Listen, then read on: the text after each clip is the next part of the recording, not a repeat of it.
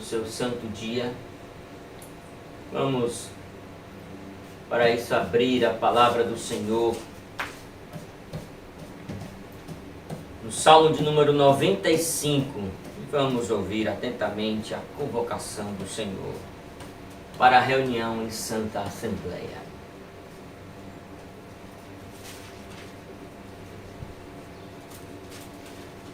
Salmo de número 95.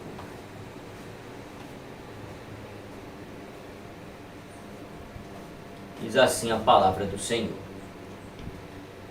Vinde, cantemos ao Senhor com júbilo, celebremos o rochedo da nossa salvação. Saiamos ao seu encontro com ações de graças, adoremo-lo com salmos, porque o Senhor é o Deus supremo, o grande Rei acima de todos os deuses.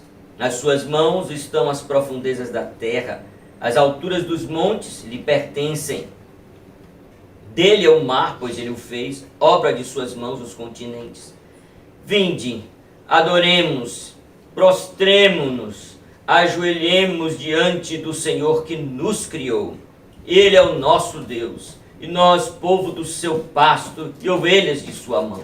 Hoje, se ouvides a sua voz, não endureçais o coração como em Meribá, como no dia de Massá no deserto, quando vossos pais me tentaram, pondo-me à prova, não obstante terem visto as minhas obras.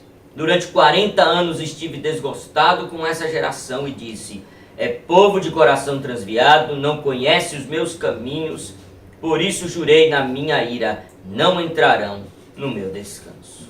Amém. Louvado seja o Senhor da sua palavra. Vou pedir a reverenda Josafá que faça uma oração.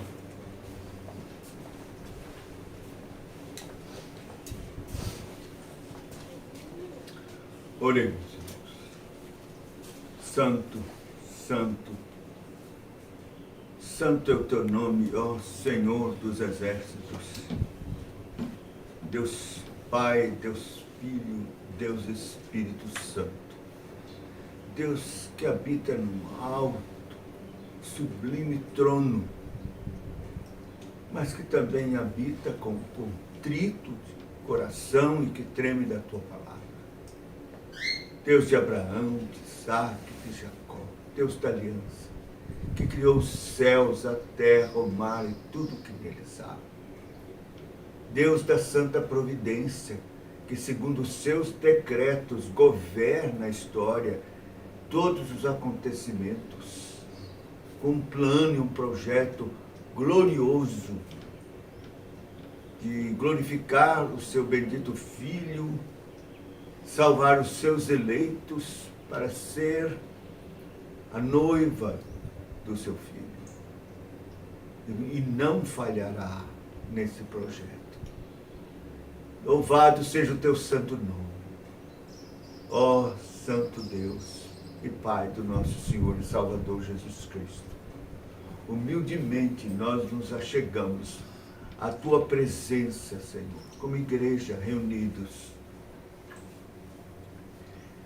Sabemos que somos indignos até de pronunciar o teu santíssimo nome, quanto mais pisar os teus santos átrios. Somos homens de lábios impuros, habitamos no meio de um povo de impuros lábios, no meio desta geração perversa, adúltera, perversa e má. Senhor, temos pecado contra ti por pensamentos, palavras, ações, desobedecemos a tua santa lei todos os dias, somos transgressores da lei. Por isso, Senhor, estamos aqui nesta condição, nossas mãos sujas de sangue pela negligência e omissão.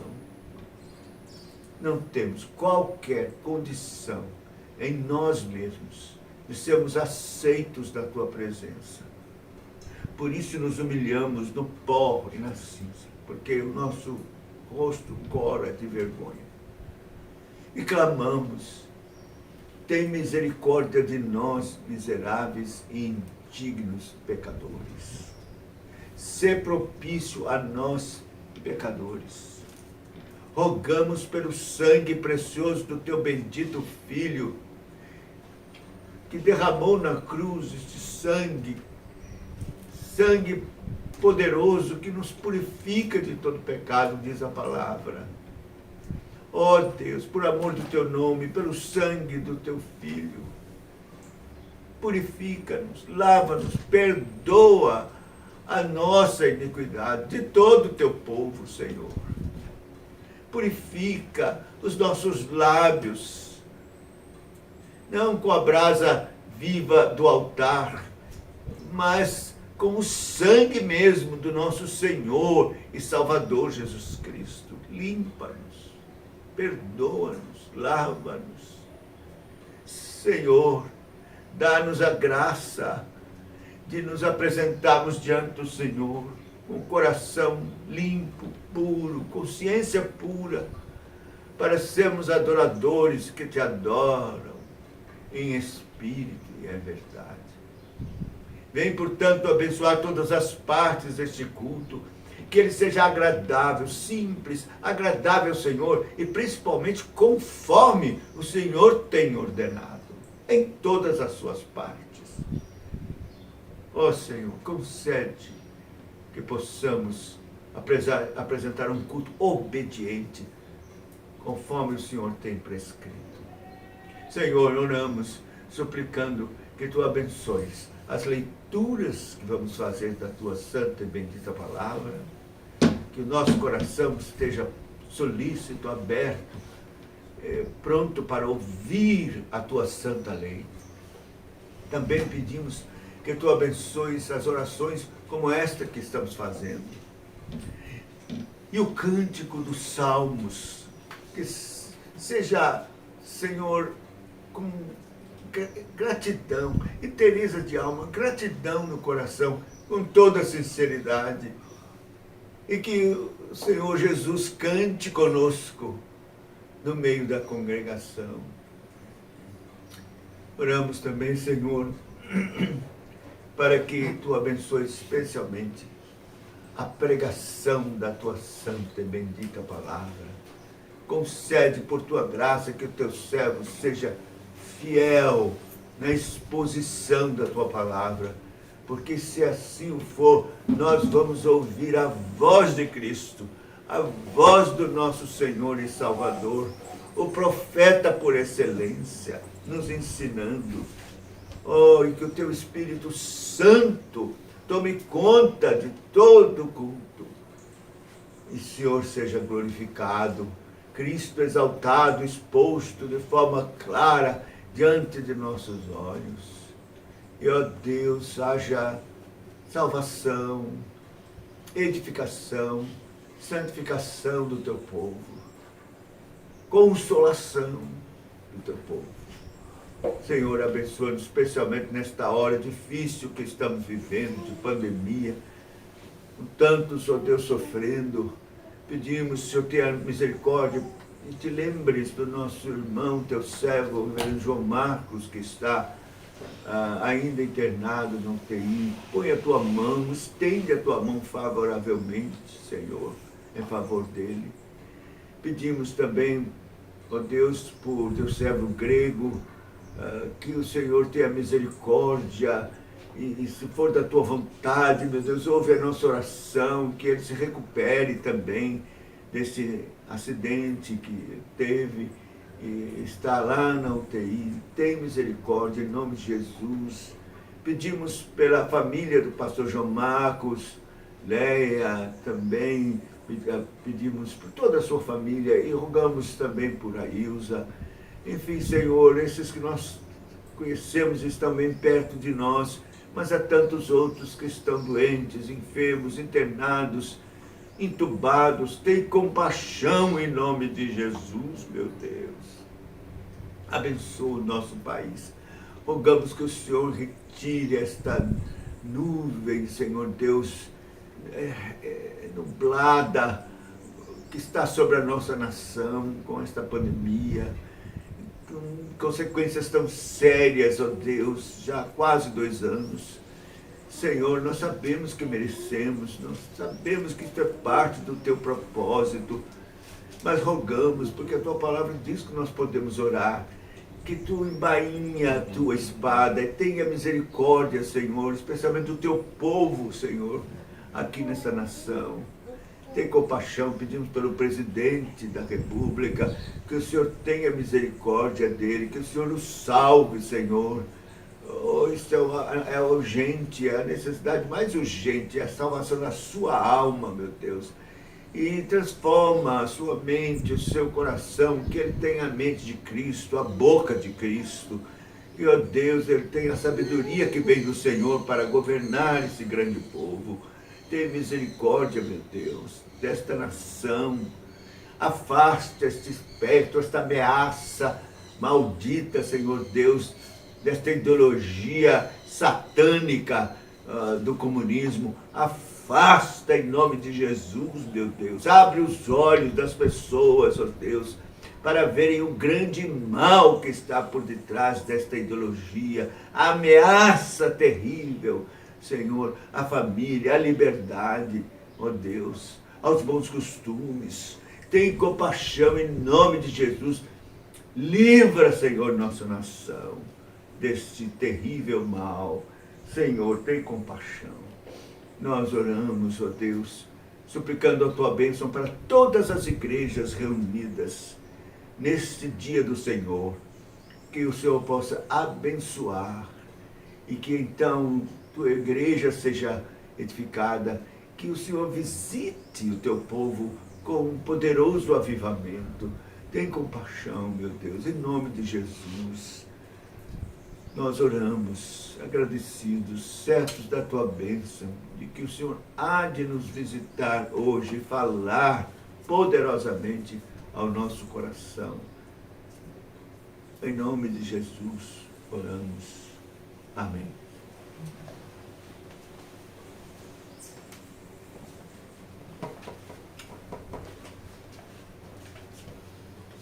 Vamos abrir a palavra do Senhor no Salmo de número 29. Vamos passar para a leitura corrente das Sagradas Escrituras que fazemos.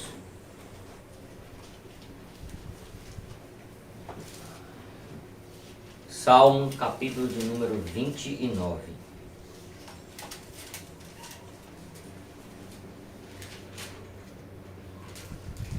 Leitura corrente na porção do Antigo Testamento.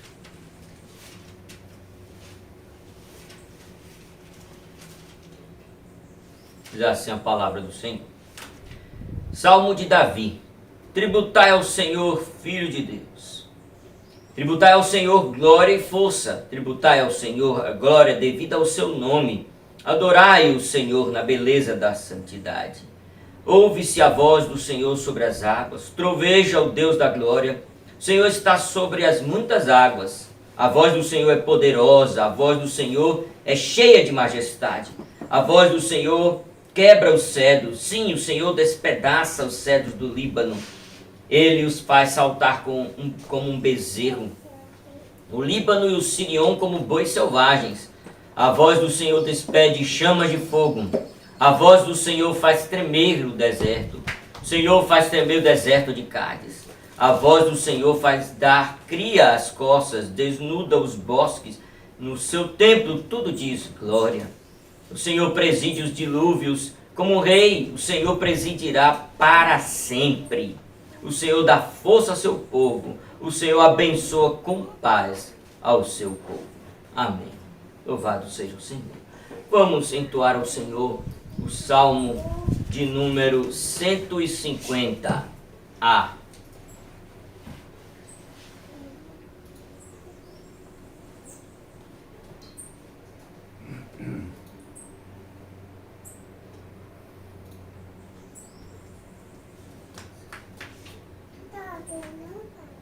Louve a Deus de coração, em seu templo aclamai, louve-o no mais alto céu, louvai pelo seu poder, aleluia, aleluia. O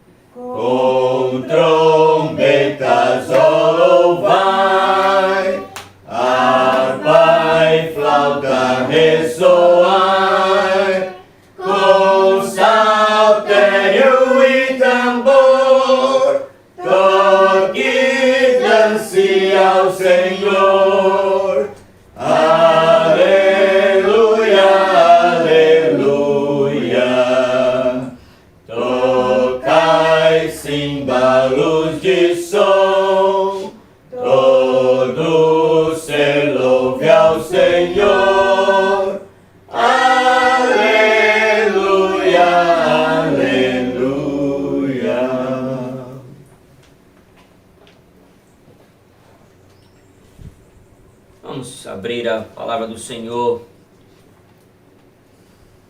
1 Coríntios, capítulo de número 12. 1 Coríntios, capítulo de número 12. Vamos fazer a leitura corrente das Sagradas Escrituras na porção do Novo Testamento.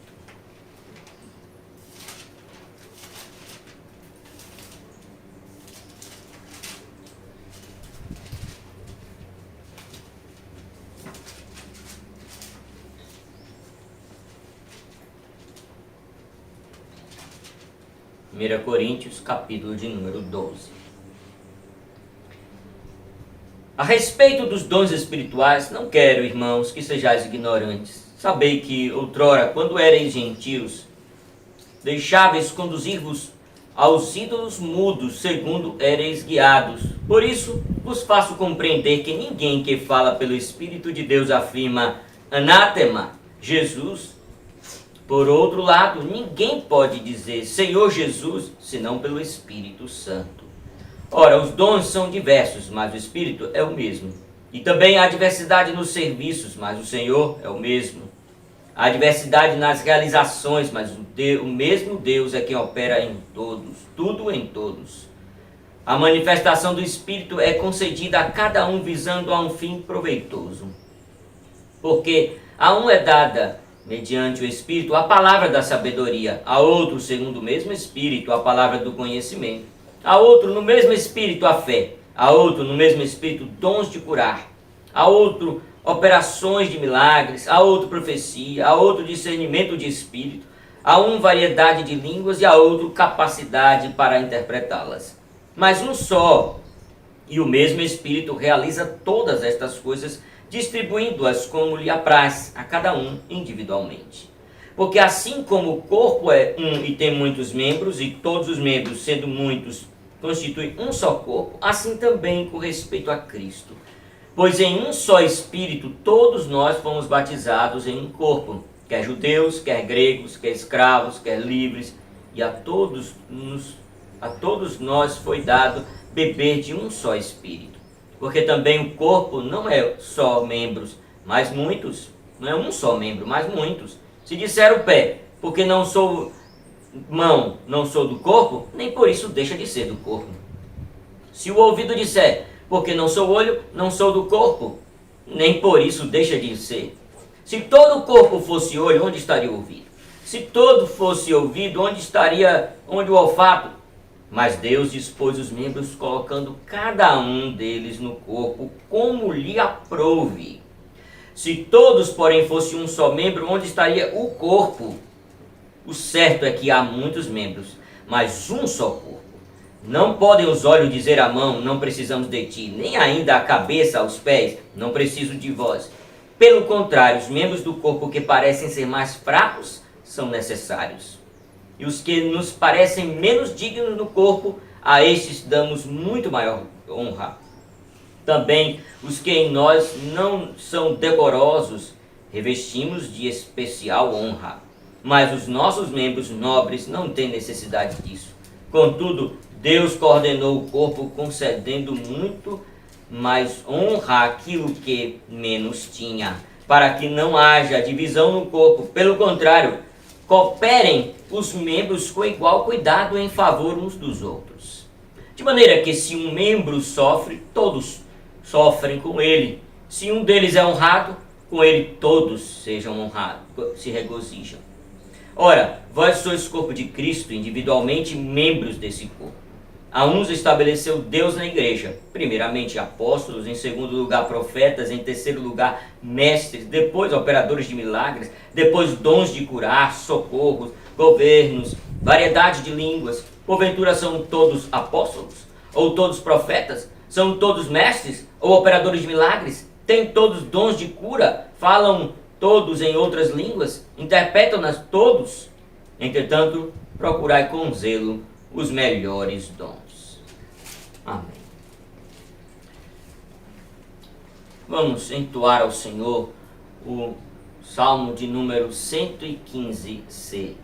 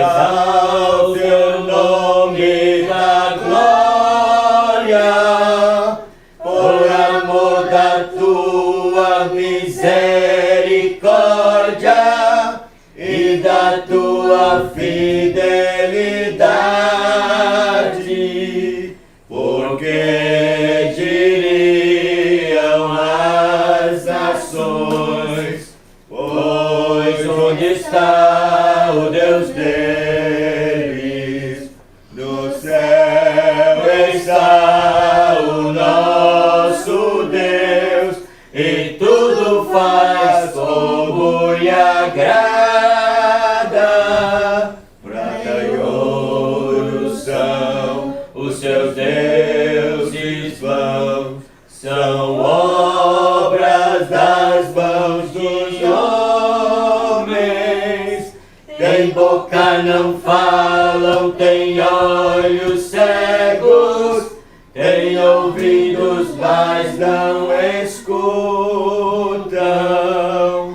Tem nariz, não cheiram, as mãos não são capazes de segurarem. Semelhantes tornem-se a eles todos os que os fazem neles confiam.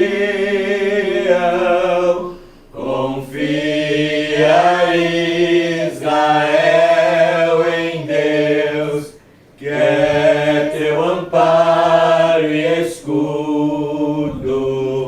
A casa de Arão, em Deus, confia, pois é seu refúgio.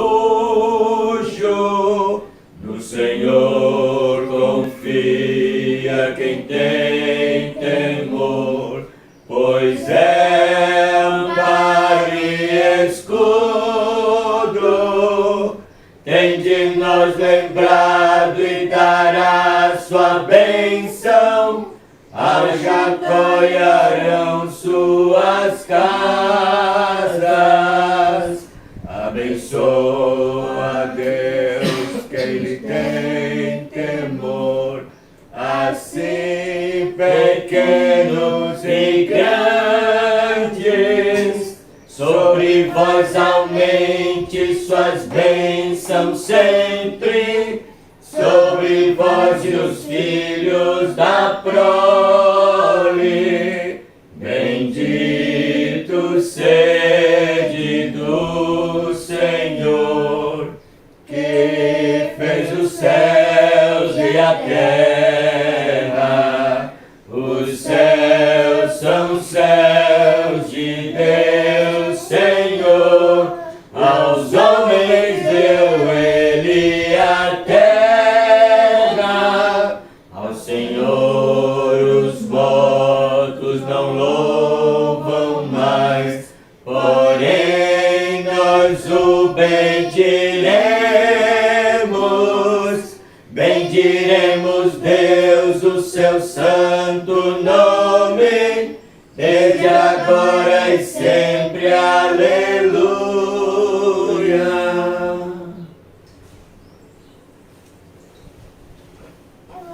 Pai, esse foi divertido, pai. Vamos agora passar para a pregação da palavra do Senhor.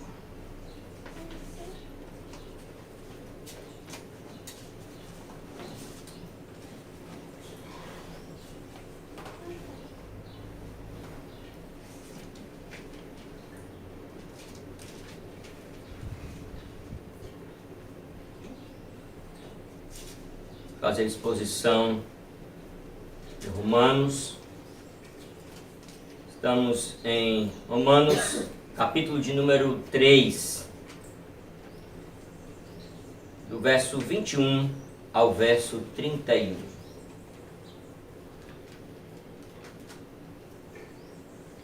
Antes vamos fazer uma oração, pedir a Deus sua bênção sobre esse momento.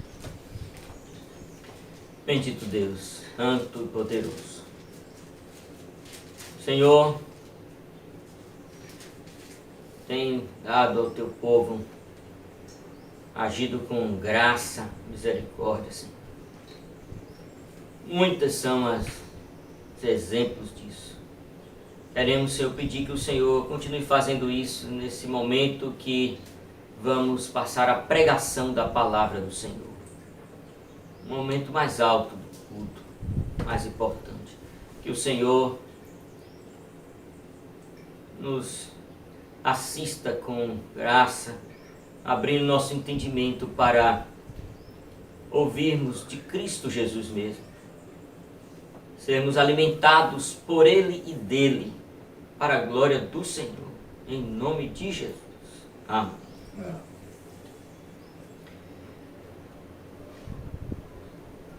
Vamos fazer a leitura desta porção. Verso de número 21 do capítulo 3. Mas agora, sem lei, se manifestou a justiça de Deus, testemunhada pela lei e pelos profetas. Justiça de Deus mediante a fé em Jesus Cristo para todos e sobre todos os que creem, porque não há distinção, pois todos pecaram, carecem da glória de Deus, sendo justificados gratuitamente por sua graça, mediante a redenção que há em Cristo Jesus, a quem Deus propôs no seu sangue como propiciação, mediante a fé, para manifestar a sua justiça por ter Deus, na sua tolerância, deixado impunes os pecados anteriormente cometidos, tendo em vista a manifestação da sua justiça no tempo presente, para ele mesmo ser justo e o justificador daquele que tem fé em Jesus. Onde, pois, a jactância? Foi de todo excluída. Por que lei? Das obras? Não, pelo contrário, pela lei da fé. Concluímos, pois, que o homem é justificado pela fé, independentemente das obras da lei. É porventura Deus somente dos judeus? Não é também dos gentios? Sim, também dos gentios. Visto que Deus é um só, o qual justificará por fé o incircunciso, e mediante a fé o incircunciso. Anulamos, pois, a lei pela fé? Não, de maneira nenhuma. Antes, confirmamos a lei. Nós chegamos, então, a um momento em que vamos adentrar a explicação detalhada sobre a salvação. Uma vez que já foi limpada toda a área, foi limpa de toda a pretensão humana de alguma forma obter a salvação por suas próprias mãos, pela sua justiça. Então, foi exaustivamente retirado todo este engano daqui. E agora nós vamos e passamos agora para a introdução do assunto. Não são as partes, como havia falado, ainda. Vamos chegar agora em cada uma das partes. Vamos ver fé salvadora, vamos ver justificação, santificação. Cada elemento importantíssimo da salvação. Mas este momento é um momento de introdução do assunto. Então nós vamos ver aqui, o apóstolo Paulo, ele vai falar que esse plano se tornou conhecido, foi manifesto. Nós vamos ver a respeito disso, esta manifestação. Nesta porção, 4 verbos principais são de destaque mesmo aqui, que é a manifestação. Um outro verbo que também mostra esta importância da manifestação, que é consideramos, verso mais à frente. Um outro verbo que é importante é que não foi feito distinção nenhuma. Então, uma outra coisa importante que o apóstolo Paulo vai falar é que esta salvação é franqueada para todas as nações. Para todas as... Não há tipos de pessoas que esta salvação não esteja franqueada, esteja aberta. E por último, o último verbo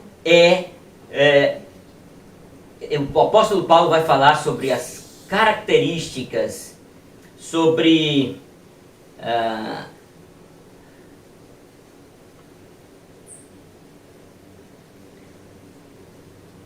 a fé como o instrumento utilizado pela graça para salvar o homem. Então, são esses três verbos importantes que norteiam esta porção, que introduz este assunto da salvação. Então, agora eu quero fazer a leitura desta porção na tradução que eu fiz, porque ela contempla situações e elementos que precisavam ser considerados na tradução. E então, como nós sabemos que o apóstolo Paulo, ele tem uma forma de colocar bem rica, né, na sua literatura, então precisamos de ajustar bem conforme a sua própria forma de falar o texto, traduzido também para melhor entendimento. Então vamos ouvir aqui a tradução que eu fiz desta porção. Verso de número 21, a partir dele. Mas agora, a parte da lei, a justiça de Deus tem sido manifestada, sendo testemunhada pela lei e pelos profetas. Justiça de Deus, mediante a fé que vem de Jesus Cristo, para todos os que creem. Pois não há distinção, porque todos pecaram e carecem da glória de Deus, sendo justificados como um presente da graça através da redenção em Jesus Cristo, a quem Deus disponibilizou publicamente de forma acessível como expiação pela fé, pelo seu sangue, para a manifestação da sua justiça, por ter Deus feito remissão dos pecados cometidos anteriormente, na tolerância de Deus, em vista da manifestação da sua justiça no tempo presente, para ser justo e o justificador daquele que é da fé de Jesus. Onde está o orgulho? Foi excluído. Através de que lei? Das obras? Não, mas pela lei da fé. Por isso consideramos que uma pessoa é justificada pela fé, a parte das obras da lei. Ou é Deus apenas dos judeus? Não é também dos gentios? Sim, também dos gentios.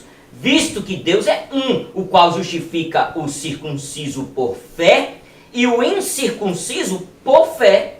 Anulamos, portanto, a lei pela fé? Jamais. Antes, confirmamos. Diante desta tradução, vamos então considerar aqui agora os três pontos da pregação. O primeiro ponto é: a justiça de Deus se manifesta desde Adão até hoje. Desde Adão até hoje, essa justiça que está sendo revelada de uma forma mais clara agora em Romanos, ela já foi publicada, manifestada desde Adão. Segundo ponto é: a ação salvadora de Deus é aberta para todas as nações. E terceiro, a fé é um instrumento utilizado pela graça para salvar o homem. Primeiro ponto: a justiça de Deus se manifesta desde Adão até hoje. Essa manifestação, ela foi uma ordem de Deus, de derramamento de sangue para a remissão de pecados. Deus fez isso desde lá de Gênesis 3, capítulo 3, verso 21. Vamos ver esse texto porque é um texto importantíssimo sobre isso. Fez o Senhor Deus, então Deus acaba de, depois que julgou o homem, deu a sentença de cada um, Deus agora faz uma coisa importantíssima, que muitas vezes passa despercebido. Ele mata um animal, tira a pele para fazer uma vestimenta e dá ao homem para se cobrir com esta roupa. Veja, verso 21 do capítulo 3. Fez o Senhor Deus vestimentas de peles para Adão e sua mulher e os vestiu. Esse ato foi a institucionalização do sacrifício com derramamento de sangue para a remissão de pecados, e aponta para Cristo. O homem, se fosse para se cobrir, o homem já estava coberto, porque assim que ele comeu do fruto, caiu, viu em si que estava nu, e então correu para se cobrir. E ele estava coberto com folhas de figueira.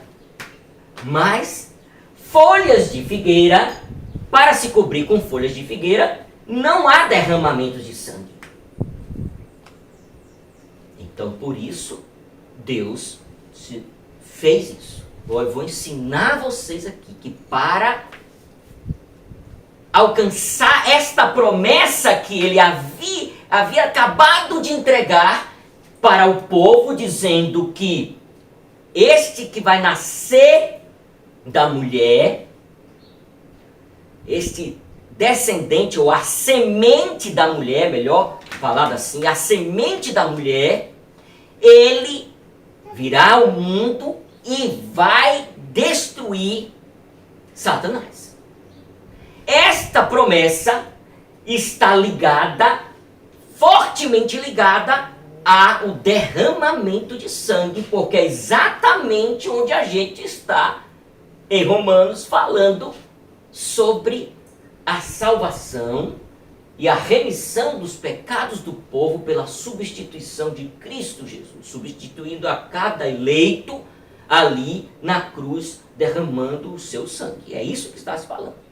Então, mais à frente, apenas só alguns textos para vermos que não é apenas este local que fala disso, sobre a remissão. Em Gênesis 4, de 3 a 7, Caim desobedece essa ordem de sacrifício. Um pouquinho mais à frente, só se você passar, você vai ver que a partir do verso 3, foram para oferecer a Deus como remissão, né? Como este culto que Deus instituiu, né? de sacrifício e remissão, Caim e Abel. E Abel, aconteceu que no fim de uns tempos trouxe Caim do fruto da terra uma oferta ao Senhor, do fruto da terra.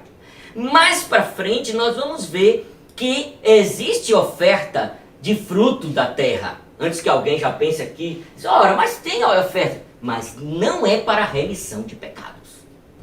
Esta oferta são ofertas de gratidão, ofertas, mas não para remissão de pecados. Para a remissão de pecados foi instituído o derramamento de sangue. E Caim trouxe, então, do fruto da terra, e não haveria derramamento de sangue. Abel, por sua vez, trouxe das primícias do seu rebanho e da gordura deste. Agradou-se o Senhor de Abel e da sua oferta, ao passo que de Caim e de sua oferta não se agradou. Veja, de sua oferta. Caim e sua oferta não se agradou, porque não foi com derramamento de sangue. Mais para frente, então, em Gênesis 15, 17, Deus vai falar com Abraão e fazer ali uma promessa, uma forma, o momento em que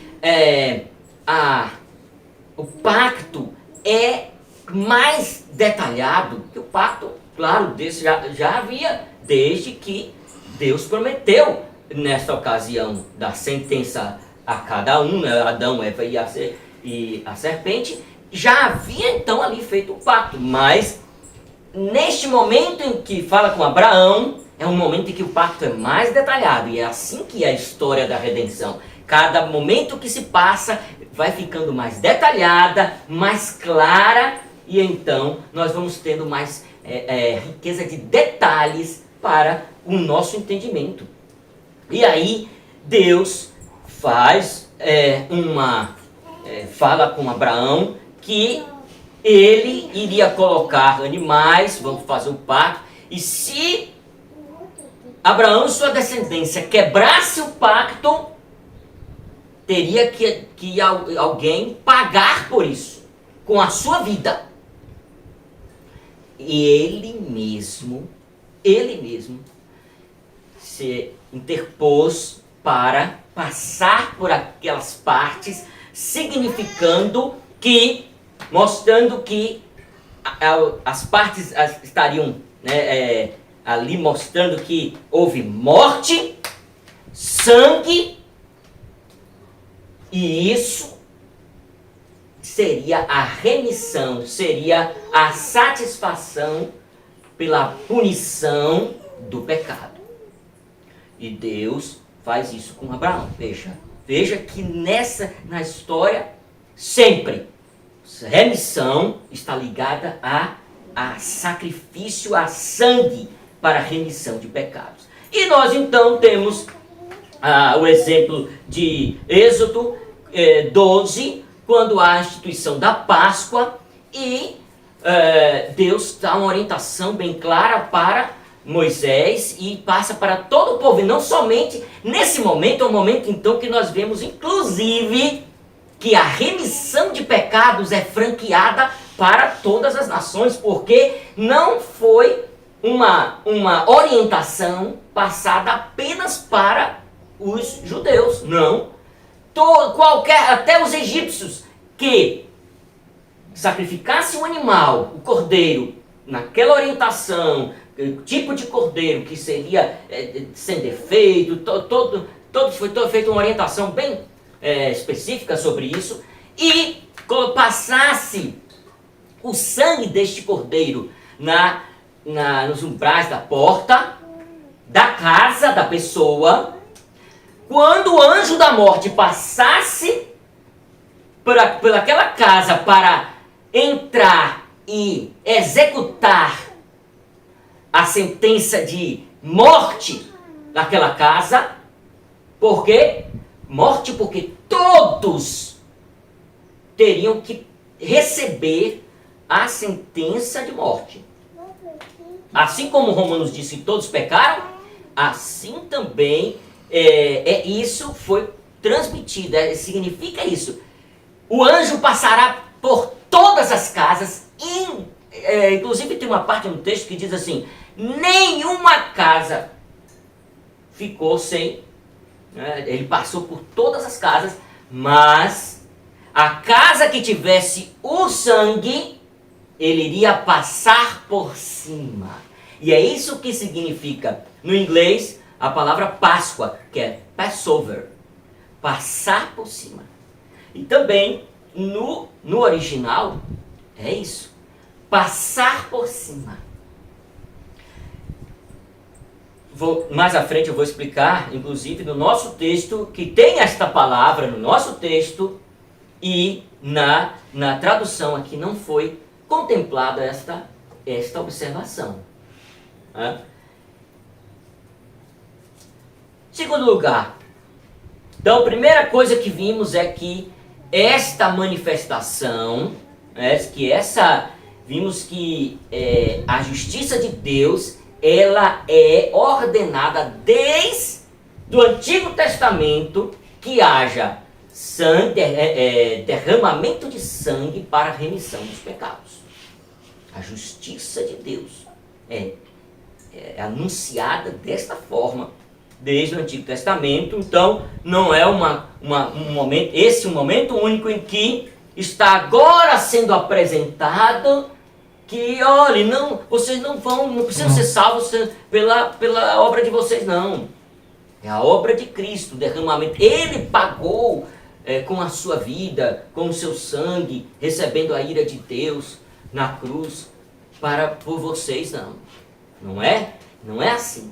Desde o início que esta é a mensagem da salvação. A salvação é por esta obra de sacrifício de Cristo.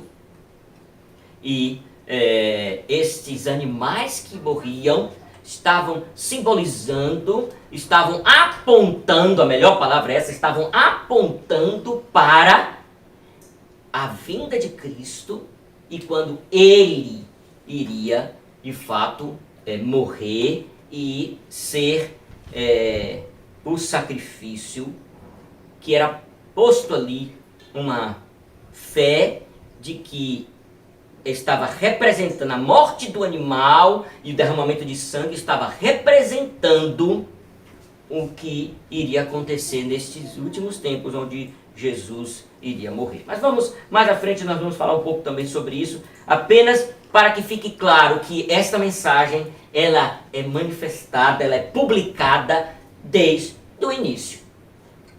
Segundo lugar, essa manifestação é uma manifestação pública e notória. Não foi algo assim que só sabia alguns, era uma coisa que... Não, era uma coisa que Deus, onde passava o povo, onde ele era anunciado isso. Vejam, em Isaías 45, 19, eu estou aqui trazendo um pouquinho do que já foi falado em outra mensagem de Romano, mas precisamos falar porque o texto diz isso.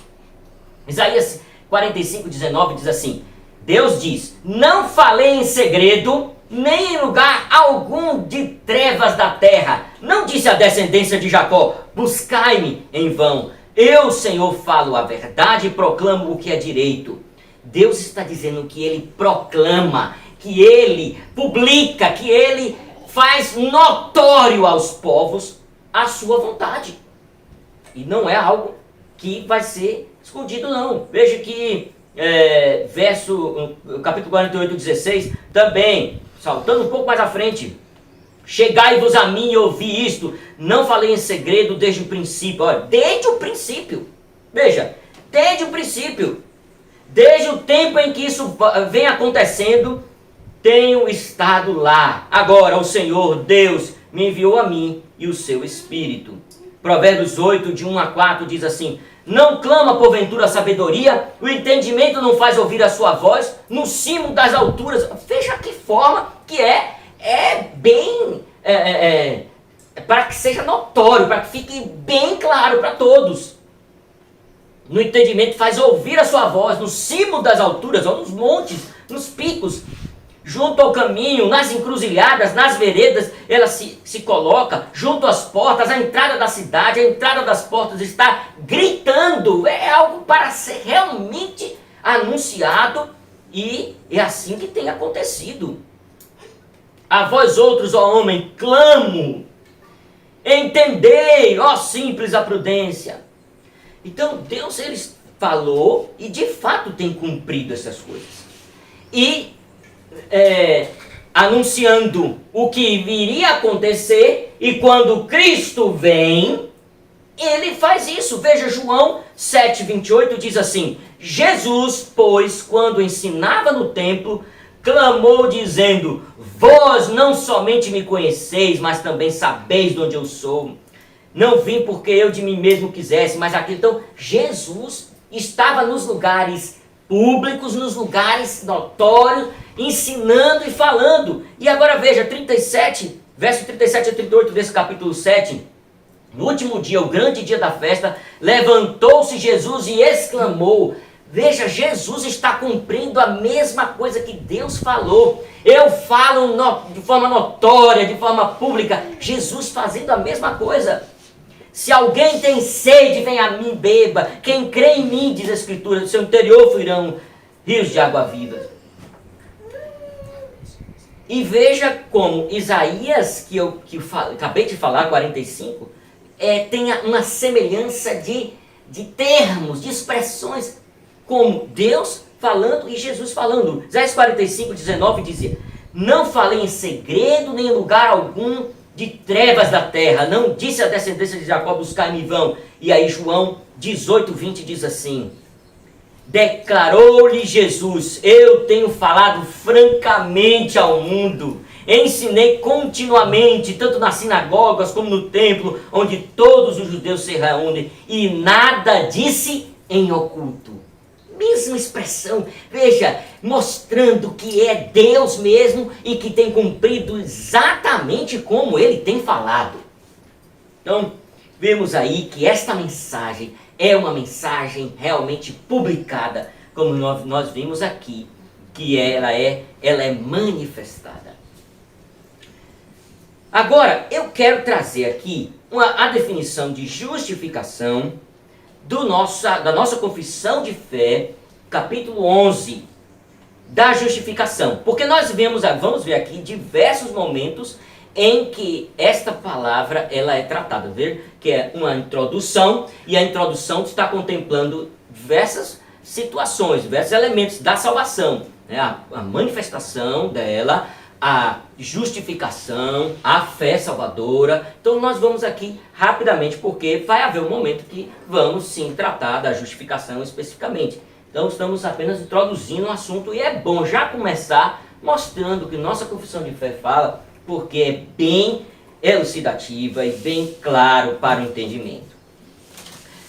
Da justificação, nossa confissão de fé. Aqueles a quem Deus efetivamente chama, também livremente justifica, não por infundir justiça neles. Veja a importância já disso. A justificação não é infundida, colocada dentro do homem, mas por perdoar seus pecados, por contabilizar, aceitar suas pessoas como justas. É uma declaração, como eu havia falado, é um documento jurídico que Deus assina. Então, é uma declaração. Não por qualquer coisa operada neles ou feita por eles. Não tem esta mistura, este envolvimento. Mas por causa de Cristo somente. Não imputando a própria fé, o ato de crer ou qualquer outra coisa, obediência evangélica a eles, como justiça. Então, não é o ato de crer que salva.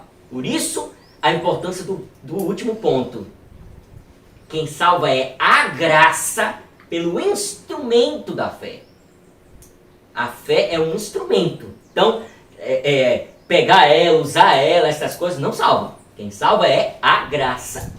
Então, mas imputando-lhes a obediência e satisfação de Cristo. É isso que salva. Só a justiça de Cristo. Como vemos aqui em 2 Coríntios 5,19. A saber que Deus estava em Cristo reconciliando consigo o mundo, não imputando aos homens as suas transgressões, e nos confiou a palavra da reconciliação. Então eles recebem, descansam nele, e em sua justiça pela fé essa que eles não têm por si mesmos, é um presente de Deus. Veja a importância daquela tradução, dessa tradução que eu trouxe, que é um presente de Deus. E veja como casa com o que está na nossa confissão. É um presente de Deus. A justificação, a justiça de Deus, que é a salvação para o homem, é um presente de Deus para o homem. Que coisa bonita essa expressão. Terceiro, Cristo, pulei aqui o segundo, propositadamente, porque vamos utilizar ele no último ponto sobre a fé. Vamos mencionar isso lá. Cristo, por sua obediência e morte, quitou totalmente a dívida. Totalmente. De todos aqueles que são assim justificados, deu uma satisfação adequada, real, plena, à justiça de seu Pai em seu nome. Isso é maravilhoso. É uma das coisas mais importantes desta obra de salvação. Não é salvar o homem. Isso precisava ficar mais claro. Há uma atenção errada das pessoas quando se fala sobre a salvação. Deus enviou o seu Filho. A operação da obra de salvação, essa justificação ao homem, todas estas coisas, a atenção é em salvação do homem. Isso está errado. A atenção, o principal, o objetivo para que Deus fez tudo isso foi para a sua glória. Isso é que está em foco, isso é que é o principal.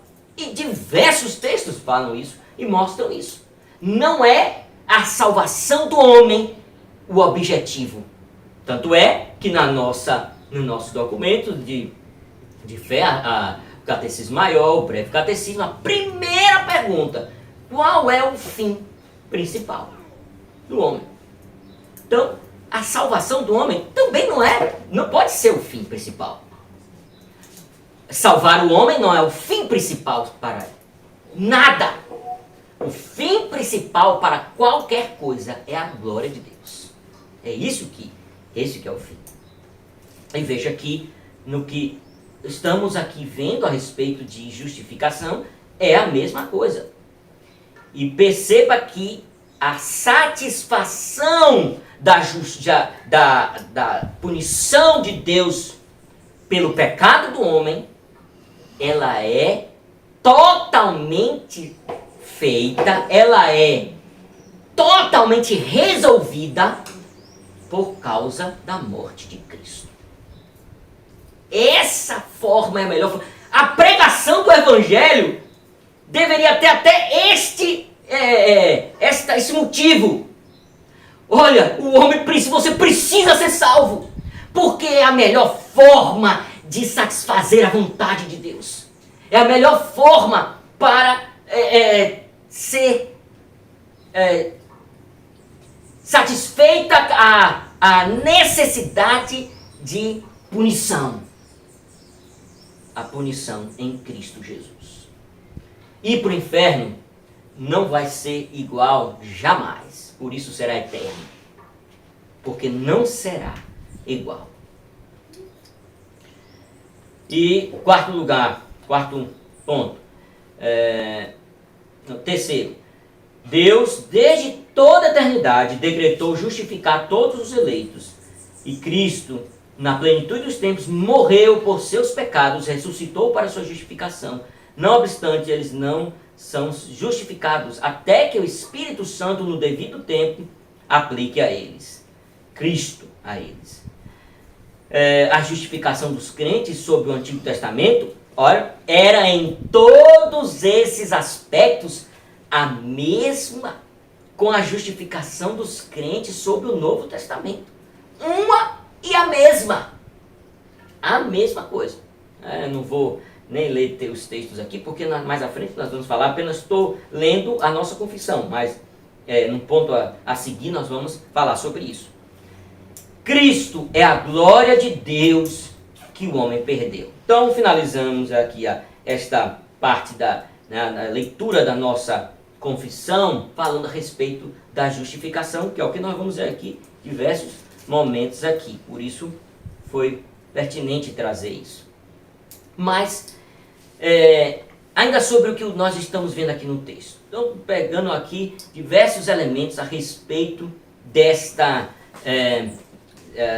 a manifestação, o anúncio desta salvação. Vimos então que esta salvação ela é anunciada desde o Éden.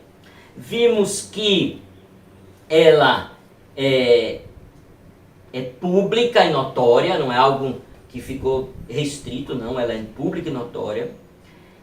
E uma outra coisa a respeito disso que vemos aqui também no texto é que Cristo é a glória de Deus que o homem perdeu.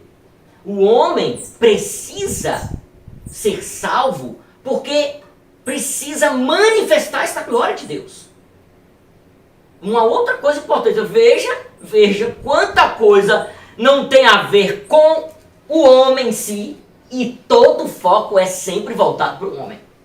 O homem precisa ser salvo porque precisa manifestar a glória de Deus. Precisa disso, ele foi criado para isso.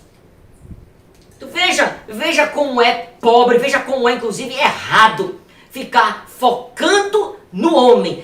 O homem precisa ser salvo, missões que é a coisa mais importante que precisa, na igreja, pessoas que nem fazem mais parte de igreja, porque estão aí pelo mundo só fazendo missões. Esqueceram a igreja.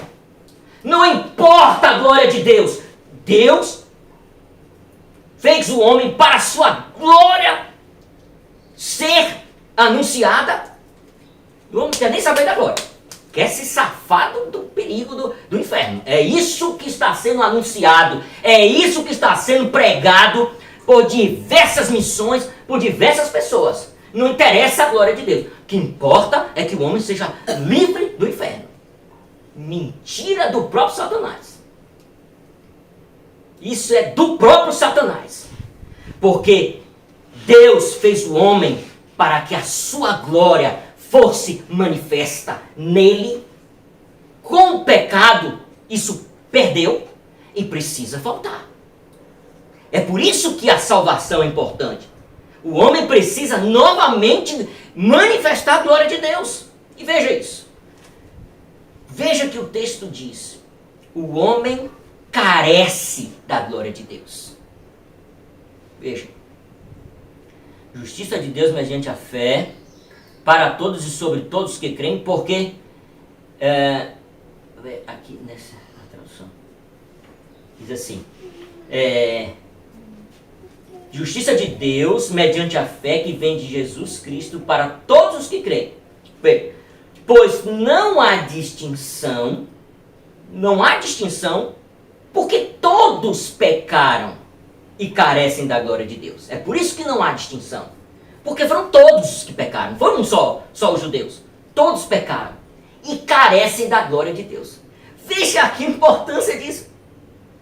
Não é assim, não há distinção. Olhe qual é a tônica, olhe qual é a atenção.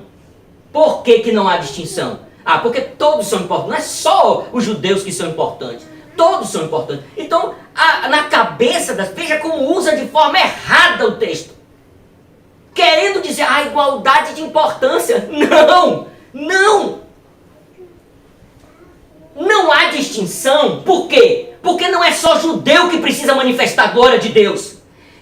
Todos os que pecaram não manifestam mais a glória de Deus e precisam manifestar a glória de Deus. Essa é a importância da salvação, de pregar o Evangelho. É porque todos perderam a manifestação da glória de Deus e agora precisam de manifestar. Por isso Deus enviou o seu Filho. Para que não só judeu, porque não importa, não é o homem que tem essa importância para ser salvo. É Deus que precisa que seja manifesta em todos os homens a sua glória. Por isso ele enviou o seu Filho, para que a sua glória tornasse a ser manifestada pelos homens. É isso. Por isso que é gravíssimo recusar o Evangelho.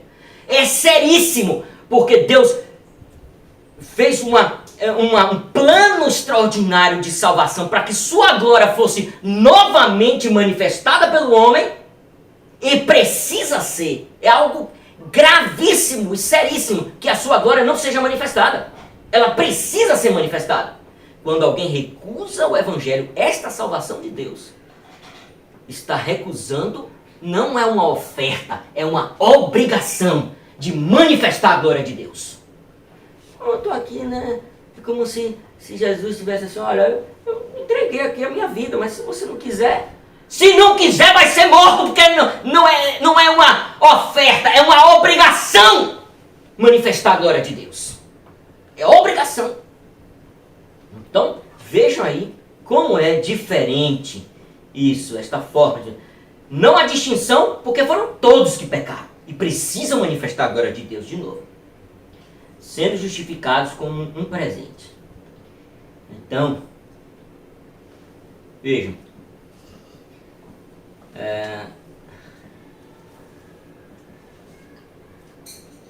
a glória de Deus precisa ser manifestada.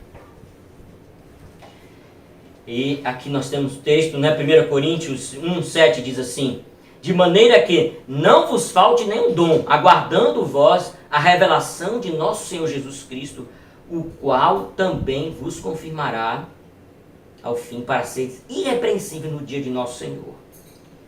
Lucas 15,14 diz assim: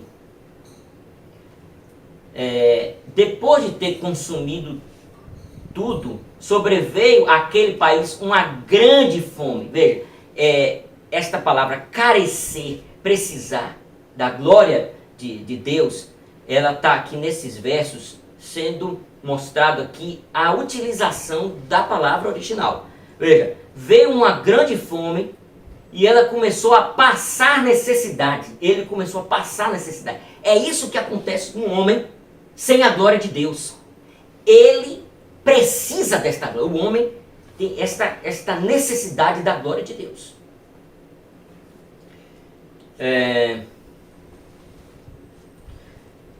Veja, Paulo está aqui mostrando que a necessidade, que a perda da glória de Deus foi o que aconteceu com Adão, com esta saída dali do jardim.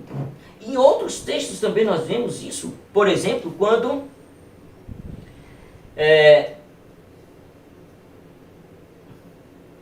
Israel desobedece, né, vemos isso em 1 Samuel 4, 21 e Ezequiel também, e a glória de Deus é removida. Foi uma coisa muito significativa, porque Israel manifestou uma comoção tão grande, tão forte, que povos de outras das regiões se diz que ouviram o clamor, o desespero do povo, porque a arca foi levada. A glória de Deus foi tirada. O sacerdote, quando ouviu aquilo, caiu para trás e morreu. A sua nora pariu, teve um parto por causa desta comoção, desse choque, e a Bíblia faz questão de dizer, não foi pela morte do seu marido, mas foi porque a glória de Deus foi retirada de Israel. Faz essa menção para mostrar como é chocante perder a glória de Deus, ser retirado de você a glória de Deus. Uma coisa muito forte mesmo. O ser humano, ele foi criado para participar da glória de Deus, conforme vimos em Romanos 2, 7. E ele realmente precisa manifestar a glória de Deus. É a vida para ele. E não ter a glória de Deus é a morte. É isso que precisa ficar claro. Uma outra coisa também, ainda neste ponto, é que Deus fez a remissão, mas ainda não. Isso é o que acontecia no Antigo Testamento. Deus havia feito a remissão. Porque aí é importante olharmos este ponto que nós estamos aqui, inclusive a proposta desta tradução. Veja, porque todos pecaram, carecem da glória de Deus, sendo justificados como um presente da graça através da redenção em Jesus Cristo, a quem Deus disponibilizou. Veja a importância agora dessa tradução neste verso 25. É bom que você agora olhe para a sua Bíblia nesse verso 25, porque é importantíssima a tradução aqui. A quem Deus disponibilizou publicamente, de forma acessível, como expiação, pela fé, pelo seu sangue, para a manifestação de sua justiça, por ter Deus feito a remissão dos pecados cometidos anteriormente. Então veja, no momento em que o sacrifício do animal era feito como remissão dos pecados, era ali considerado, a pessoa tinha que ter fé que este ato estava representando, apontando para o ato definitivo. Por isso que ele diz, no tempo, manifestação da sua justiça, verso 26, no tempo presente. Esta morte e derramamento de sangue estava contemplando, estava, na verdade, visando esta manifestação de Jesus, quando ele, aqui, vindo para a terra, obedeceu, sofreu, e então, na cruz, ele recebe esta ira de Deus, e aí acontece o derramamento de sangue, esta remissão. Tudo isso estava apontado lá. Veja, Deus estava perdoando o pecado daquelas pessoas que estavam fazendo o sacrifício? Sim! Como poderia haver salvação sem a remissão dos pecados? Não. Isso já foi instituído. Foi assim. Por isso, Caim foi morto. Por isso, Caim recebeu a culpa, a morte, digamos, a morte espiritual. Porque ele não passou por isso. Ele não teve a fé no sacrifício. Por isso é importante chamar atenção aqui para isso. Nós precisamos conhecer. É difícil, é um tema difícil, um assunto difícil, mas precisa conhecer porque tem risco de morte. Morte espiritual, morte eterna. Foi o que aconteceu com Caim. Morte eterna para Caim, porque não teve fé no derramamento de sangue. Aí apresentou o fruto da terra. Apresentou outra coisa para a remissão. Por isso que Deus estava remindo, mas ainda não. Por quê? Porque estava todas aqueles sacrifícios estavam visando o dia em que Cristo viria de fato ao mundo, passaria por tudo e então seria sacrificado. E é este o sacrifício. Vamos ver alguns textos porque facilita no entendimento também. Veja.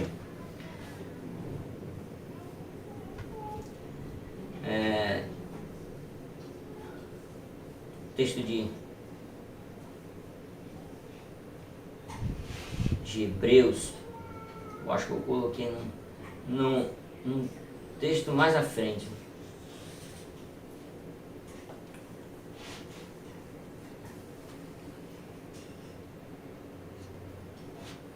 Coloquei num ponto mais à frente. Um texto de Hebreus que fala... ele diz assim, vou ver se eu cito esse texto, que diz assim, sacrifício não quiseste, mas corpo me formaste. Nesse texto,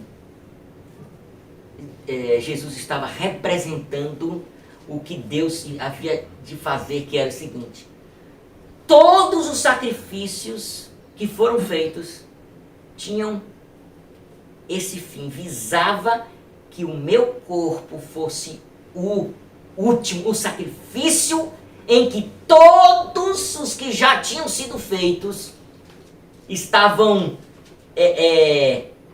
nesse sacrifício, eram sustentados em fé, aguardando este sacrifício, que era o sacrifício do corpo de Cristo. Por isso, em relação a ele, se diz, sacrifício não quiseste. Eu fui formado para que todos os sacrifícios estivessem em mim e se encerrassem em mim. É a finalização de todos os sacrifícios, é Cristo.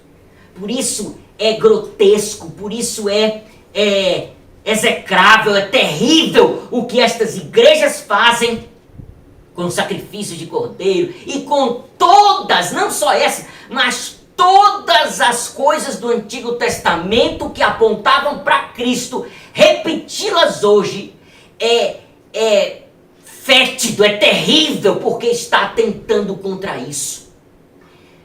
Todas as coisas apontavam e aguardavam a vinda de Cristo para que tudo se encerrasse nele. Repetir é negar a obra de Cristo. Completamente.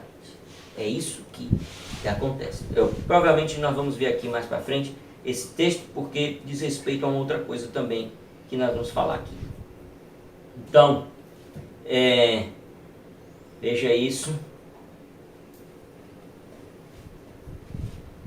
Deus fazia remissão considerando esta a morte de Cristo. Então ainda não era completa, mas nesse momento em que Cristo veio, foi tudo encerrado nele. Esta remissão ela é feita pelo sangue, que significa a morte de Cristo. Morreu. E por último, a respeito ainda desse ponto, esta manifestação da justiça é a consumação de tudo. Tudo que era tipo, ele se encerra, termina aqui. Foi o que estávamos até falando. Gálatas 3:9 diz assim: de modo que os da fé são abençoados com o crente Abraão. Veja, desde Abraão, a salvação era na fé deste ato de Cristo. Todos quantos, pois, são das obras da lei, estão debaixo de maldição, porque está escrito: maldito todo aquele que não permanecer em todas as coisas escritas no livro para praticá-las.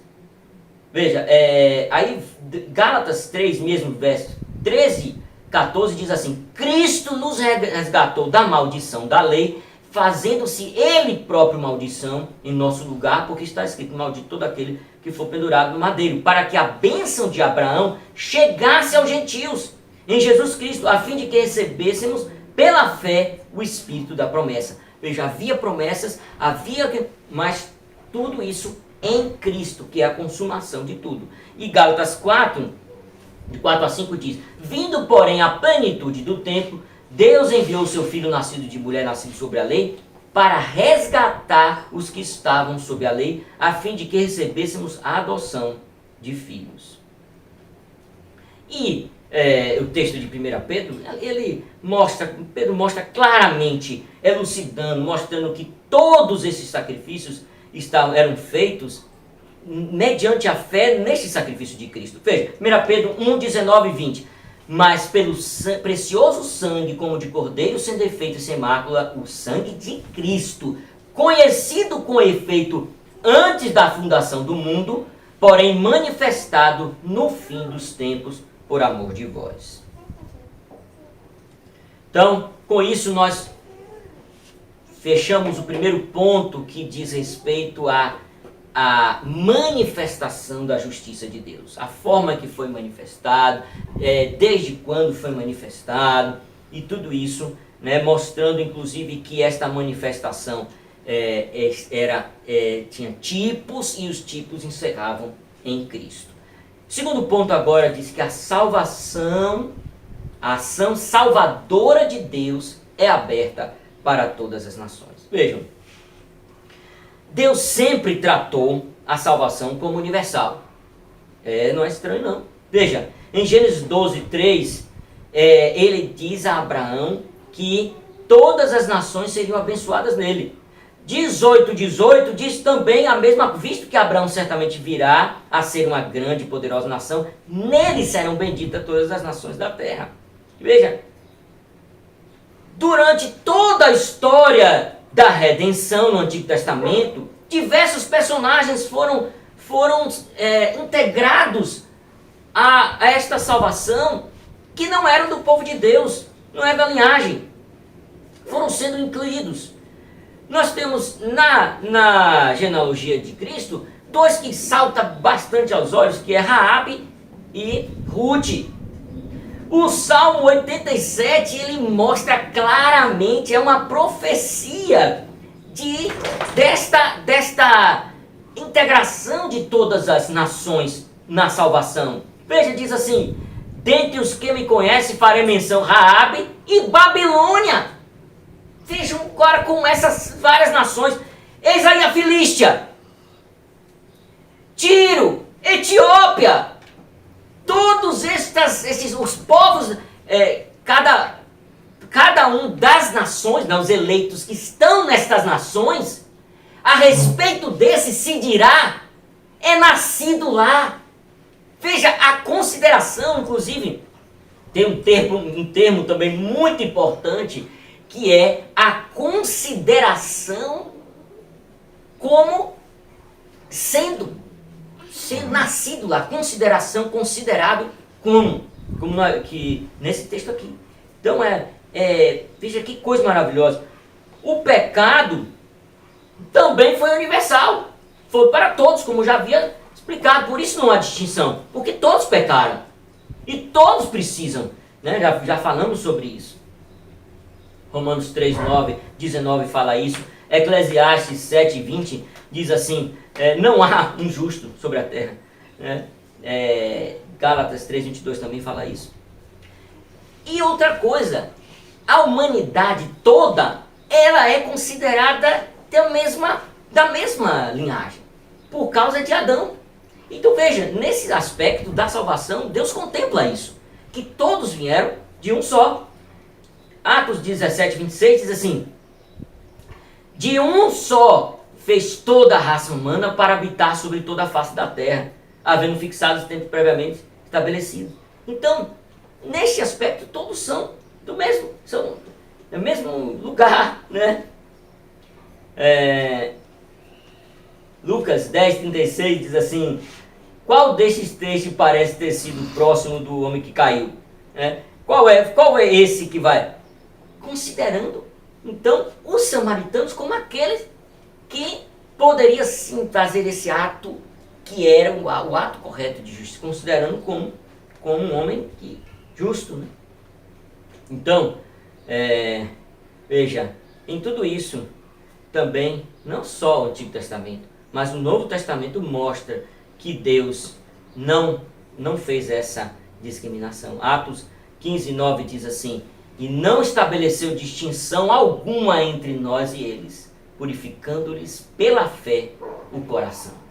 Então, veja aqui que isso aqui essa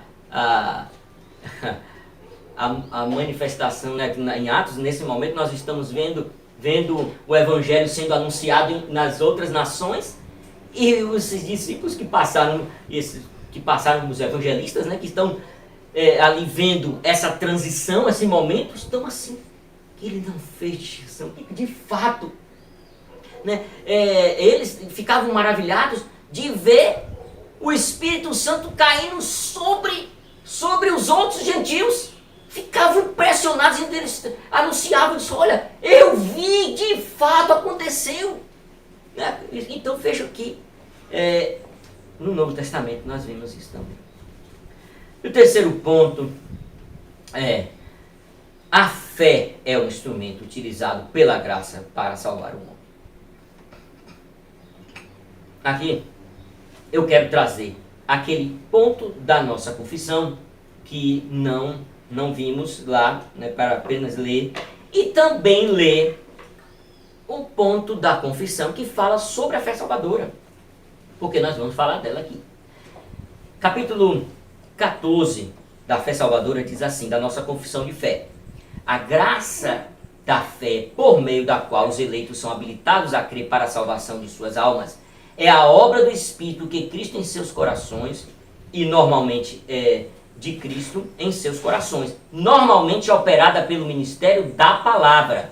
Uma coisa importantíssima nós vamos ver nesse texto, porque agora nós chegamos ao ponto de explicar por que eu utilizei a palavra a parte do que o que está no nossa autorizada, na nossa versão autorizada, mas agora sem lei. Não é isso que essa palavra no original. É a parte, que inclusive mesmo a palavra utilizada mais à frente. Então vejam.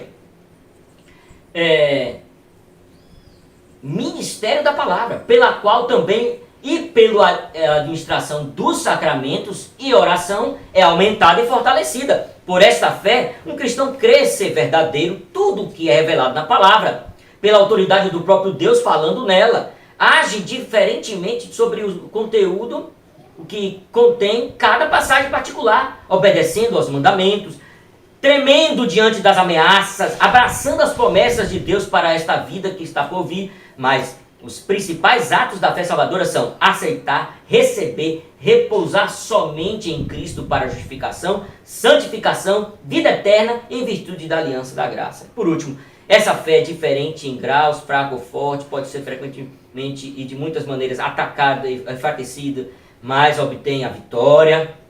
crescendo em muitos para a obtenção de uma plena segurança por meio de Cristo, que é o autor e consumador da nossa fé.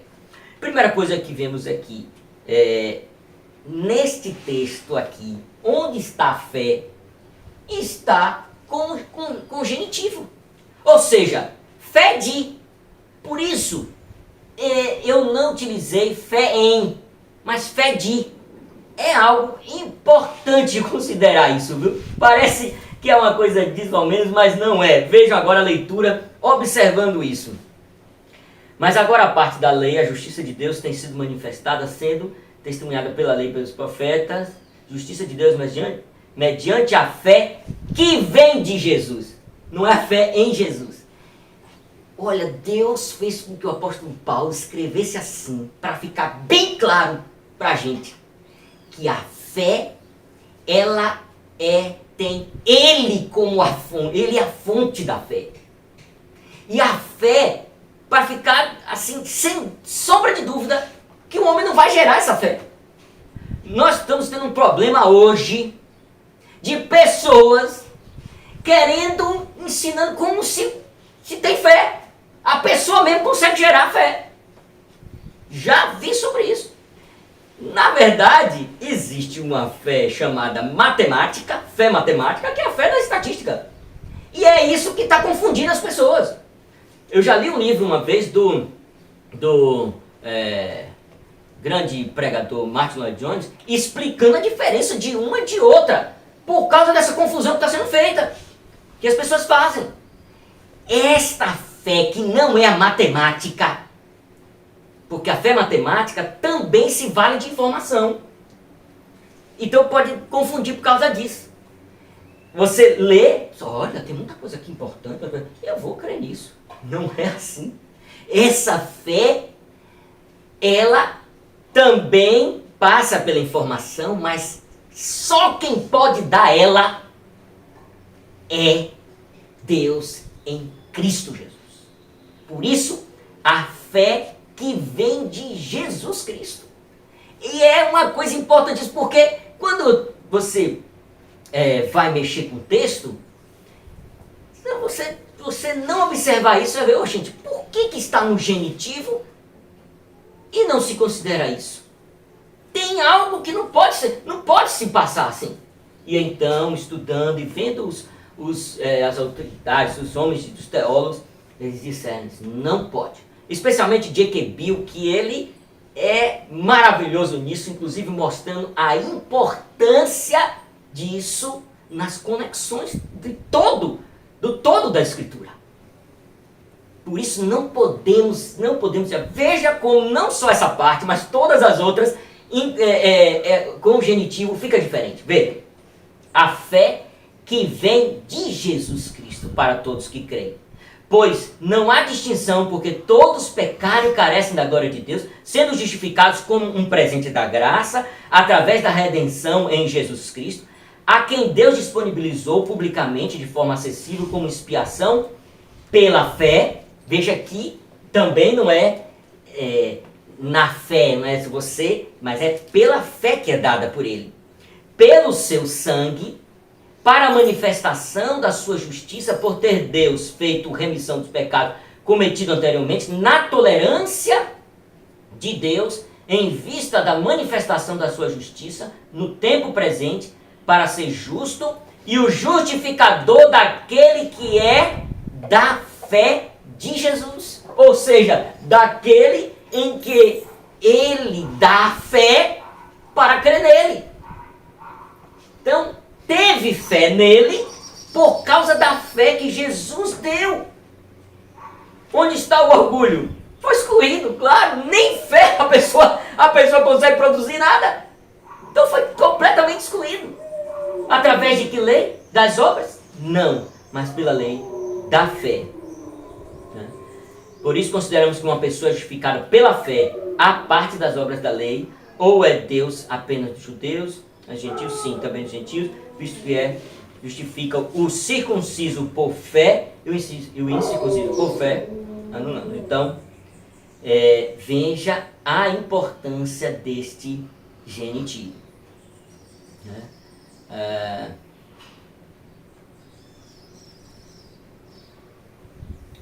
Segundo, a fé é operada pela lei.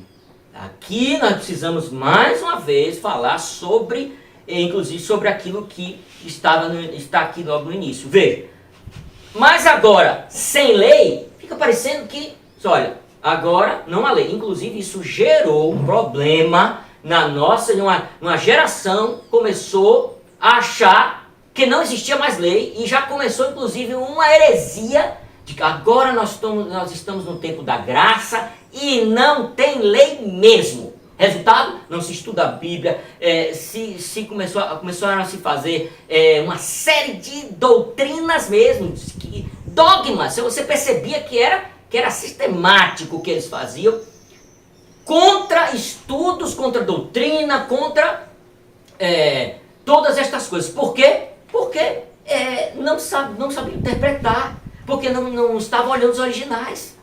Porque a palavra aqui não é sem lei, mas a parte da lei. E você vê claramente que não pode ser sem lei. Por quê? Porque logo depois diz, testemunhada pela lei. Se a lei desapareceu, como é que ela pode testemunhar alguma coisa? Então veja, não pode, de fato a parte da lei. Por quê? Porque em relação à salvação, então a lei fica aqui do lado para fazer o seu papel, que é de apontar, testemunhada pela lei e pelos profetas. A lei é uma testemunha que anuncia Cristo.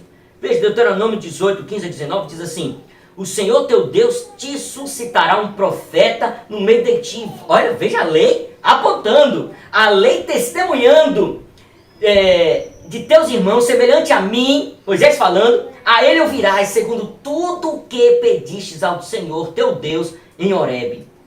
E aí vem mais aqui falando, veja Lucas 24, 44, esse é maravilhoso. Jesus, no caminho de Emaús, os discípulos ficam arrepiados, ficam comovidos com as palavras dele, e ele diz assim: como é que vocês não sabiam? Veja, são estas as palavras que eu vos falei, estando ainda convosco.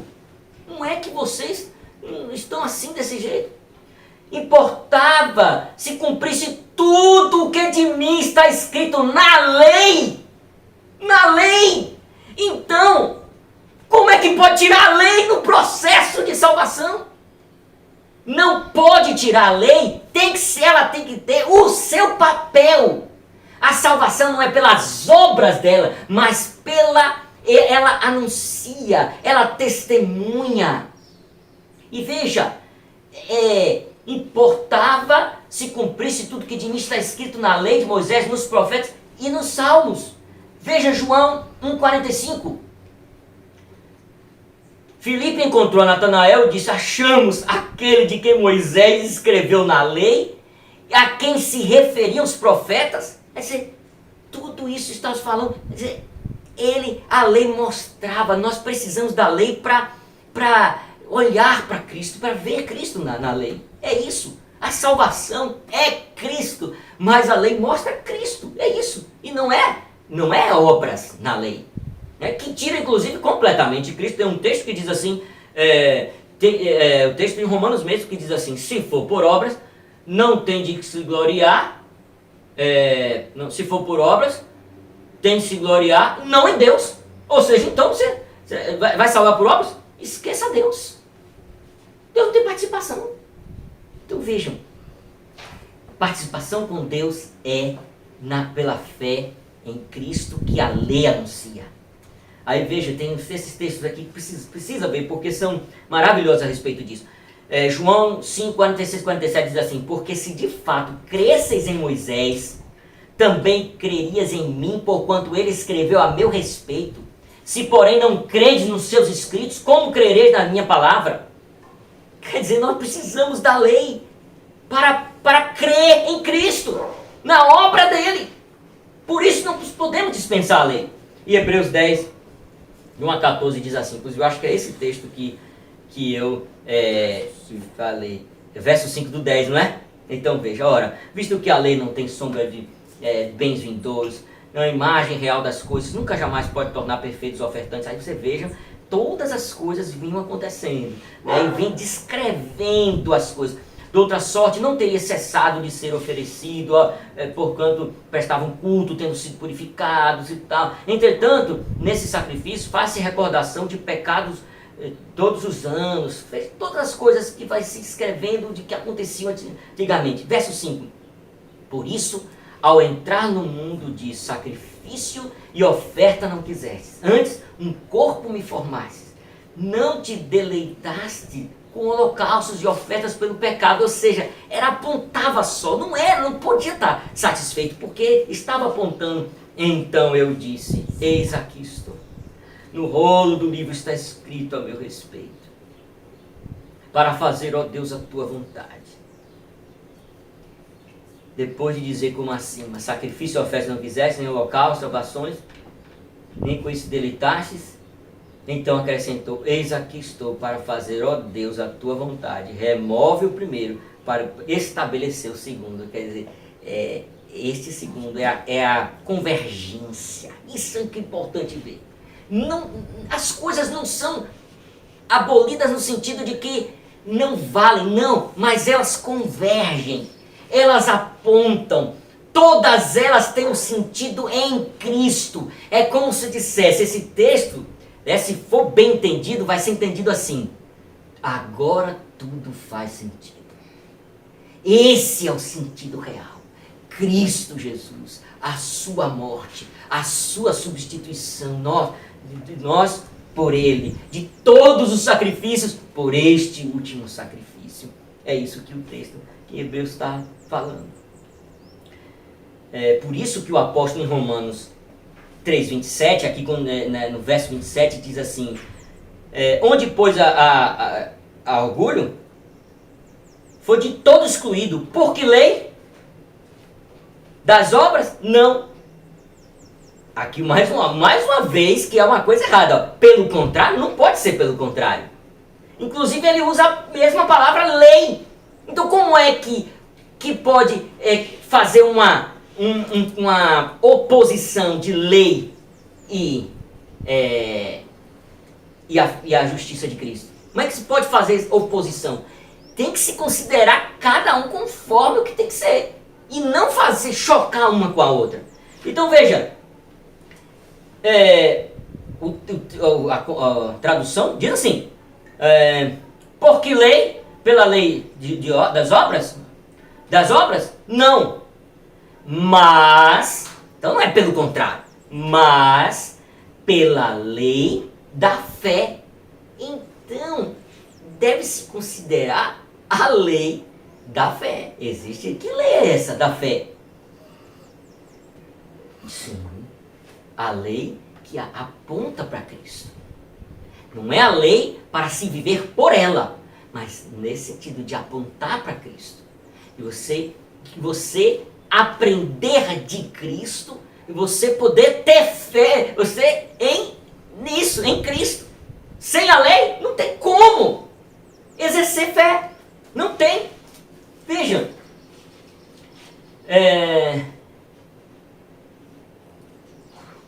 a salvação pela fé, tão somente na justiça de Cristo. Quer terminar ainda essa parte que diz assim, o texto aqui que eu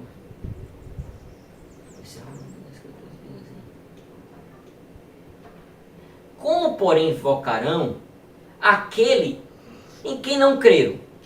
Como crerão naquele de quem nada ouviram? Se não tiver lei, não tem o que ouvir. Não tem o que conhecer o objeto. Então, Cristo, ele é a alma da lei, ele é a vida da lei. Mas ele é a lei nesse sentido. Então, nós temos que qual é o que é a relação que temos com a lei? É uma relação de contemplação para conhecer Cristo e não viver por obras dela, mas conhecer Cristo que cumpriu tudo. A salvação pela fé, tão somente na justiça de Cristo, gera no homem duas marcas muito notáveis. A primeira é a humildade. E vejam, o justo tem que usar a lei para se humilhar. Romanos 3, 19 a 14 diz assim: isso aqui estou considerando esta parte do texto que diz assim: diante de tudo isso,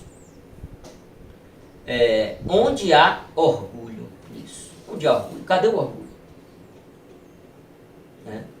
Foi totalmente excluído. Acabou. Isso aí nos ensina isso, que o homem precisa ser humilhado. E veja, Romanos 3, 19 a 20 diz assim: ora, sabemos que tudo que a lei diz aos que vivem na lei, o diz para que se cale toda a boca. Todo mundo seja culpável perante Deus, visto que ninguém será justificado diante dele por obras da lei, em razão de que pela lei vem o pleno conhecimento do pecado. Uma outra importância da lei, então a gente precisa sempre estar utilizando a lei para isso também. Veja, não é só, aqui está se falando de antes de conversão, mas tem diversos textos que mostram a necessidade de estarmos vendo nos humilhando diante de Deus. Ezequiel 16, 62, 63 diz assim: estabelecerei a minha aliança contigo e saberás que eu sou o Senhor, para que te lembres e te envergonhes e nunca mais fale a tua boca soberbamente.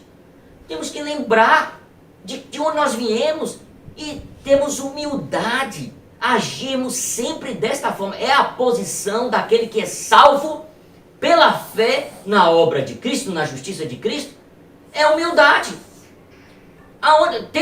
Onde lugar para se orgulhar? Nenhum. Não há mesmo. Porque se até a fé é dada por ele, vem dele. Uma outra coisa é que, a respeito desta parte, é que aquele que é salvo pela fé, tão somente na justiça de Cristo, ele cumpre a lei de Deus. Veja que coisa importante aqui neste verso que diz assim. Final diz assim: anulamos, pois, a lei pela fé? Não, jamais, de maneira nenhuma. Antes, tem uma versão que diz assim: cumprimos a lei.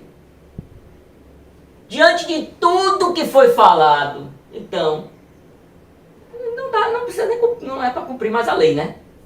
Porque se a gente não cumpre mais para ser salvo, então não vale mais. Isso é uma posição, é um desejo, qualquer coisa dessa natureza que parte da mente daquele que ainda é de Satanás. É não ter prazer na lei de Deus. É ter uma antipatia à lei de Deus. É não ter desejo da lei de Deus. Isso é a prova clara de que não foi salvo pela obra de Cristo. Por quê? É claro. Simplesmente o texto está dizendo, antes cumprimos. O próprio texto está dizendo já isso. E agora eu quero trazer aqui, já estamos finalizando, trazer a partezinha da confissão que eu tirei de lá de cima para falar exatamente desse papel da lei. A fé, assim, recebendo e descansando em Cristo e sua justiça, é o único instrumento de justificação. Ainda assim, não está só na pessoa justificada, mas está sempre acompanhada de todas as outras graças salvadoras. E não é uma fé morta, mas opera pelo amor. Esta fé vai fazer a pessoa cumprir. Esta fé na obra de Cristo vai fazer a pessoa ter obras, não para a salvação, mas a forma de vida da pessoa que agora vive a vida de Cristo é fazer o que Cristo fazia. O que é que Cristo fazia? Cumprir a lei. Então veja, A fé, quando é iniciada o processo de salvação em uma pessoa, o primeiro ato dessa pessoa é o mesmo ato que Jesus teria. É Jesus vivendo? Como é que Jesus, o que é que Jesus faria? Cumprir a lei. Veja, Romanos 7, 22 diz assim: porque no tocante ao homem interior, tenho prazer na lei de Deus. Verso 25 diz assim: graças a Deus por Jesus Cristo nosso Senhor, de maneira que eu de mim mesmo, com a mente, sou escravo da lei de Deus. Esta é uma pessoa, parece até uma pessoa que não é salvo pela obra de Cristo, não é? Não. Escravo neste sentido de ter o seu desejo na lei. Está preso na lei neste sentido, mas não já salvo pela obra de Cristo. Veja, tem mais. 8,4 diz assim: a fim de que o preceito da lei se cumprisse em nós, que não andamos segundo a carne, mas segundo o Espírito. Quem anda segundo o Espírito, cumpre o preceito da lei. Todos esses são textos que estão relacionados, que estão se falando de uma pessoa que está salva na obra de Cristo. Cumpre a lei naturalmente. É natural do homem fazer isso. Capítulo 10 de Romanos diz assim, 10,4: porque o fim da lei é Cristo para a justiça de todo aquele que crê. Você crê nisso? Você tem que cumprir a lei. 13, de 8 a 10 diz assim: ninguém fiqueis devendo coisa alguma, exceto o amor com que ameis uns aos outros, pois quem ama o próximo tem cumprido a lei. Veja, se fala de agora é amor. Se você não cumprir a lei, você não ama. É prova de que você não ama. Salmo 48 diz assim: agrada-me fazer a tua vontade, ó Deus meu. Dentro do meu coração está a tua lei. Que coisa, né? Tem muitos outros textos aqui que falam a respeito disso, que nós temos que ter esse desejo, aqueles que são salvos em Cristo Jesus, o desejo de cumprir a lei de Deus. Então, finalizando, vamos fazer só aqui uma última leitura para arrematar tudo que nós falamos. E uns então, primeiro ponto, que a salvação de Deus, a justiça de Deus, ela é manifestada desde Adão. Então, mas agora, a parte da lei, a justiça de Deus tem sido manifestada, sendo testemunhada pela lei e pelos profetas, desde e sempre sendo testemunhada. Segundo lugar, nós vimos que que a salvação é para todas as nações. É importante saber disso. Nações, não é todo mundo. Para os eleitos das nações. Então, para todos os seres, os tipos de seres humanos. Por isso, judeu e outras nações também. Então, justiça de Deus mediante a fé que vem de Jesus Cristo para todos os que creem, pois não há distinção, porque todos pecaram. Então, não foi só judeu que pecou, todos pecaram. Por isso não há distinção. Carece da glória de Deus. E por último, a salvação, esta salvação em Cristo, ela é da graça de Deus, ela é de Deus, feita pela graça de Deus, com a instrumentalidade da fé. E por isso que ela é operada pela lei.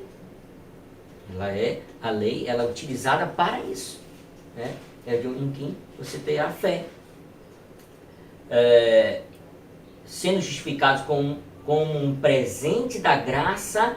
Veja, presente da graça, então é da graça, quem salva é a graça de Deus, através da redenção em Jesus Cristo, a quem Deus disponibilizou publicamente de forma acessível como expiação, pela fé, então instrumento da fé, pelo sangue, fé no sangue, para a manifestação da sua justiça, por ter Deus feito esta obra de remissão desde o tempo presente, mas manifesto agora. Que Deus tenha misericórdia de nós e nos abençoe com a sua palavra.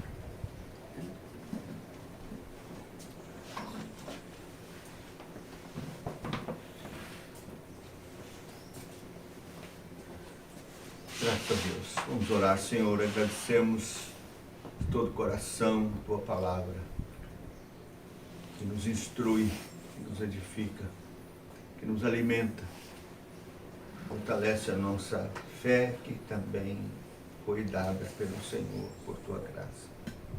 Agradecemos de todo o coração. Queremos amar a Tua lei. Saber, ó Deus, que nós não podemos ser salvos por meio dela, mas todo aquele que é salvo pela graça, mediante a fé, é salvo pela redenção de Cristo Jesus, anunciada pela lei. E agora, salvos, queremos ser obedientes à lei para agradar ao Senhor. Ajuda-nos, ó Deus, nisso pedimos-te o perdão dos nossos pecados, em nome do Senhor Jesus. Que a graça maravilhosa do Senhor Jesus, o amor insondável de Deus o Pai, e toda a consolação, comunhão, poder do Espírito Santo sejam derramados sobre todos vós, queridos, e convosco permaneçam hoje para todos sempre. Amém.